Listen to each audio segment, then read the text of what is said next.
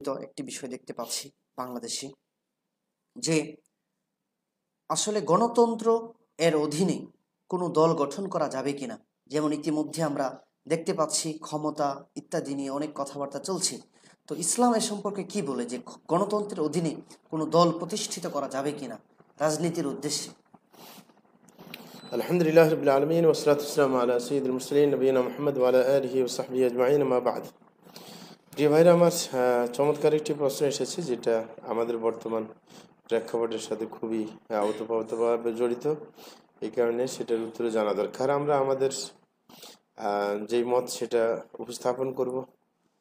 কারোর ভালো লাগতে পারে, কারোর খারাপ লাগতে পারে। সেটা হচ্ছে শরীয়তের একটা ভিন্ন অস্তিত্ব রয়েছে, ইসলামের একটা নিজস্ব চিন্তা চেতনা রয়েছে, সেটা একটা দিক। আরেকটা হচ্ছে প্রয়োজনের ক্ষেত্রে শরীয়তের আপনার লাভ লসের ব্যাপার আছে। শরীয়ত একটা জিনিস চায়, সেটা হচ্ছে শরীয়তের একটা সূত্র আছে জালবুল মাসালেহ, আরেকটা হচ্ছে দারউল মাফাসিদ। হ্যাঁ, তো দারউল মাফাসিদ মুকদ্দম আলা জালবিল মাসালেহ, এটা একটা শরীয়তের কায়দা সূত্র। সুতরাং সেটার দিকে আমরা খেয়াল রাখবো। আর শরীয়তের মূল যেটা ইসলামী শরীয়ত, যেটা তার একটা স্বকীয়তা আছে, এটার মধ্যে গণতন্ত্রের কিছু মিল আছে। হ্যাঁ, অনেকে ওই মিল থাকার কারণে ইসলামী গণতন্ত্র নাম দিয়ে উপস্থাপন করতে চায় সমাজের সাথে, কিন্তু চেতনার সাথে মিল আছে। যেমন ইসলাম ব্যক্তি মালিকানা সাব্যস্ত করে, যেটা সমাজতন্ত্রে চায় না। এবং গণতন্ত্রের মধ্যে কিন্তু ব্যক্তি মালিকানা সাব্যস্ত করে, এই কারণে গণতন্ত্রের সাথে একটু মিল আছে।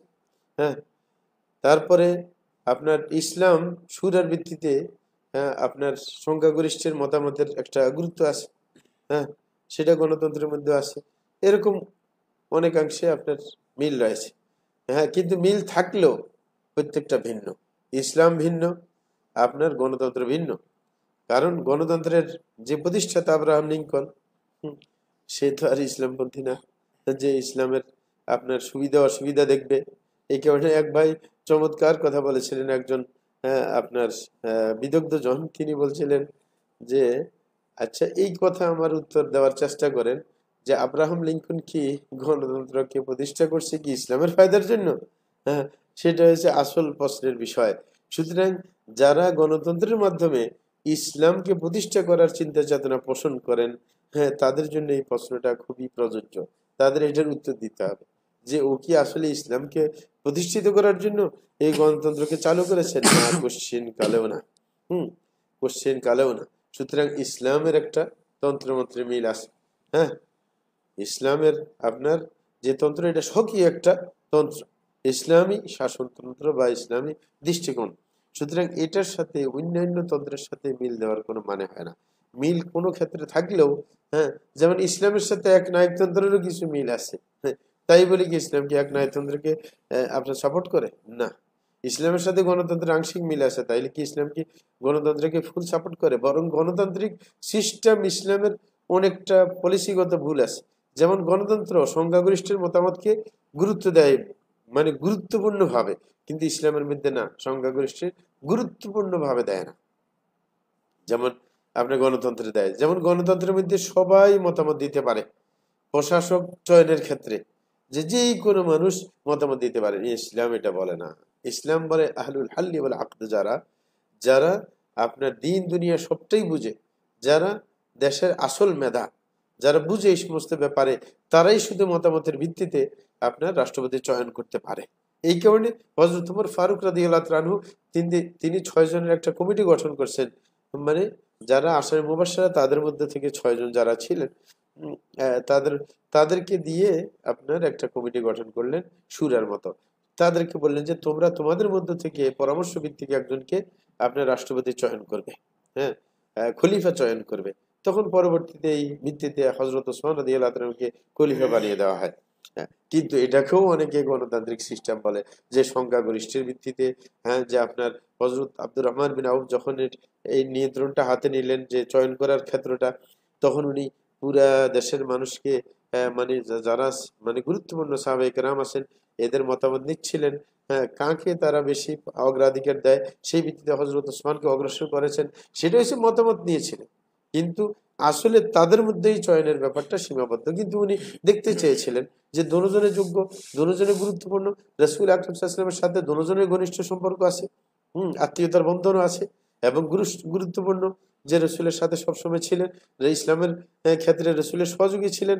তারপরেও দুইজনের মধ্যে কাকে প্রায়োরিটি দিবে, সুতরাং মতামতের চিন্তা করছিলেন।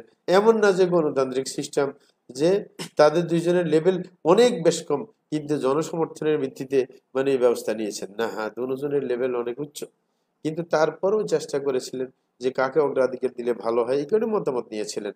আর সবাই যে গণভোট দিয়ে মতামত নিয়েছে তা না, উনি যাদেরকে চয়েস মনে করেছেন যে তাদের মতামত নেওয়া উচিত, হ্যাঁ, তার থেকে। সুতরাং এইখান থেকে অনেকে বলে যে গণতান্ত্রিক সিস্টেমের উপর হ্যাঁ দিয়ে গেছে উনি। না, এরকম গণতান্ত্রিক কোনো সিস্টেম না, এটাও সুরাভিত্তিক একটা ব্যবস্থা।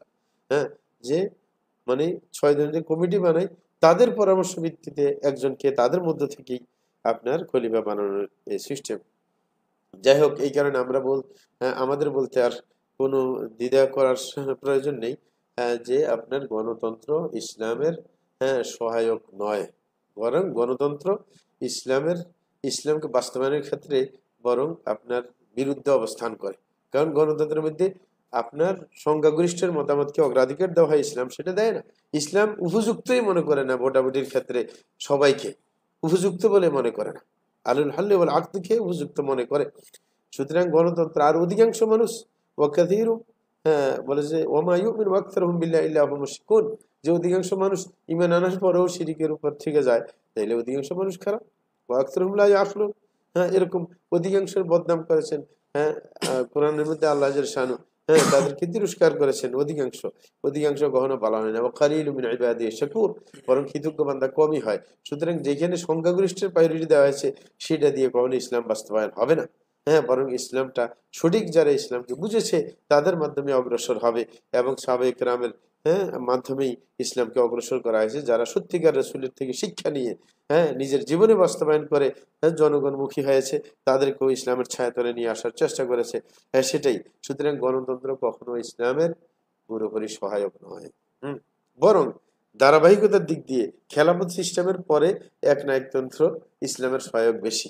তারপরে হয়েছে গণতন্ত্র আংশিকভাবে, যে হইতে পারে যদি সংখ্যাগরিষ্ঠ মানুষকে দাওয়াতের মাধ্যমে যদি শরীয়তের উপর নিয়ে আসা হয়, যদি দেখা যায় যে কোনোভাবে তারা ফ্রন্টে না আসতে পারে, গণতন্ত্রের মাধ্যমে ভোটাভুটির মাধ্যমে বেশি সংখ্যক মানুষের সাপোর্ট নিয়ে যদি আপনার সিস্টেমগত এসে যায়, তাইলে শরীয়তের সহায়ক হয়ে যাবে। আর সেটা হইতে পারে, কিন্তু সাধারণভাবে মানে কোনো একটা হুজুগ সৃষ্টি করে দিয়ে বেশিরভাগ মানুষের মতামত নিয়ে একজন আলেমকেও যদি রাষ্ট্রনায়ক বানিয়ে দেওয়া হয়, সে কিন্তু নিয়ন্ত্রণ করতে পারবে না, কারণ বিরোধিতার একটা সুযোগ আছে। যেমন আমাদের এই সরকার, এই উপদেষ্টা পরিষদ আসছে, কিন্তু এখন তো ওদের নিয়ন্ত্রণ করতে পারতেছে না দেশকে।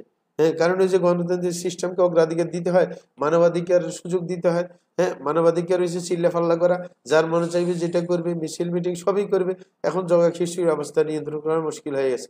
এটি কি ইসলামের পক্ষে? না, ইসলামের পক্ষে যাকে আপনি নেতৃস্থানীয় দিবেন, খলিফা বানাবেন, তার বিরুদ্ধে যদি রাস্তাঘাটে স্লোগান দেন, তাকে বিদ্রোহী বলে তাকে শাস্তির সম্মুখীন করা হবে, তাকে কঠিন প্রতিরোধ করা হবে, যতক্ষণ পর্যন্ত সে বিশৃঙ্খলা করা থেকে প্রতিহত না হয়। এটা এক না একদম সাথে মিল আছে। সুতরাং আপনি গণতন্ত্র কখনো ইসলামের সহায়ক না। হ্যাঁ, কিন্তু গণতন্ত্রের সাথে মিল আছে ইসলামের কিছু কিছু ক্ষেত্রে। এই কারণে বলবো, যারা গণতন্ত্রের অধীনে যেয়ে রাজনীতি করেন, তারা কেন করেন সেটা নিয়ে আর একটা প্রশ্ন, ওটার উত্তর দিয়ে আমরা শেষ করব। কেন তারা জানেন, এরাও কিন্তু যে বুঝে না তা না, যে গণতন্ত্র দিয়ে ইসলাম আসবে না পুরোপুরি, কিন্তু তারা মনে করে যে ইসলামের যদি কিছু ফায়দা হয়ে যায়, না হওয়ার থেকে যদি কিছু ফায়দা হয়ে যায়, যে আমরা যদি আমাদের দেশে যেমন 300 জন আপনার এমপি, 300 জনের মধ্যে যদি একটা লোক যদি একজন আলেম যায় ওইখানে চিল্লা ফাল্লা করে, কিছু তো প্রভাব পড়বে। তাইলে তারা আপনার ওই যে কিছু মাসলাহাতকে অগ্রাধিকার দেয়। কিন্তু না, ইসলামের মূল থিওরি দারউল মাফাসিদ মুকদ্দামান আলা জালবিল মাসালিহ, যে ফাসাদকে প্রতিরোধ করা অল্প কিছু সুবিধা গ্রহণ করার চাইতে অনেক ভালো। কারণ হচ্ছে এইভাবে যদি গণতান্ত্রিক সিস্টেমে দুই একজন যাই চিল্লা ফাল্লা করে, তেমন কোনো ফায়দা হবে না, বরং এটাকে নতুন প্রজন্ম মনে করবে যে ইসলামের এটাই আসল ধারা। তখন ইসলামের বিকৃত একটা চিন্তা তাদের মাথায় আসবে, ক্ষতি আরো বেশি হবে। যেমন আপনার আইএস কে কেন মানে ইউরোপিয়ানরা আমেরিকানরা উপস্থাপন করেছে মধ্যপ্রাচ্যের মধ্যে, যেন ওই যে জেহাদি যে একটা চেতনা, সেটাকে যেন নস্যাৎ করা যায়, যে তাদের কিছু অপকর্ম করিয়ে, হ্যাঁ, মানে ইসলামের রাষ্ট্রের ঘোষণা দিয়ে সেই করে অপকর্ম করলে যেন মানুষের নজরে এটা খারাপ হিসেবে চিত্রিত হয়, তখন জেহাদি মনোভাবটা মানুষের মধ্যে নষ্ট হয়ে যাবে। সুতরাং শরীয়ত চায় যে আপনার খারাপের প্রতিরোধ করা বেশি চায়, লাভ কম হোক। এটা এই কারণে বলা হয়েছে ওই দানা হাই তুকুম আনসাইন ফাজতানিবু ইদা আমারতুকুম বিশাইইন ফাতু মিনহু মাসতাতাতুম, যে আমি যদি, রাসূল বলেন, আমি যদি কোনো কাজের আদেশ করি সাধ্যমতো করার চেষ্টা করো, কিন্তু যদি আমি কোনো কাজ থেকে নিষেধ করি একবারে ওটার কাছে দাঁড়ানো যাবে না, সেটা থেকে দূরে থাকবে। সুতরাং মানে সংসদে গিয়ে একজন চিল্লাফাল্লা করে যে লাভটুকু হবে এর চাইতে বেশি বিকৃতিটা হবে, কারণ সে ওই মানে গণতান্ত্রিক সিস্টেম অনুযায়ী সংসদকে পবিত্র মনে করবে এবং সংবিধানকে পবিত্র মনে করবে, ওটার ভিত্তিতে সে শপথ নেবে, হ্যাঁ, এবং সে সংখ্যাগরিষ্ঠতার ভিত্তিতে যে কোনো সিদ্ধান্ত নিতে বাধ্য হবে, এবং যেই দল তার কাছাকাছি মনে হবে তার সাথে জোট করতে বাধ্য হবে, তাদের অপকর্মগুলোকে বাহ্যিকভাবে সাপোর্ট দিতে বাধ্য হবে, মানে অনেক কিছু শরীয়ত বিরোধী সাথে জড়িত হতে সে বাধ্য হবে, কারণ একা চলা তার জন্য কঠিন হয়ে যাবে। সে শেষ পর্যন্ত নিজের সাউন্ডকে রক্ষা করতে পারবে না যখন চতুর্দিক থেকে গলা চিপে ধরবে তাকে।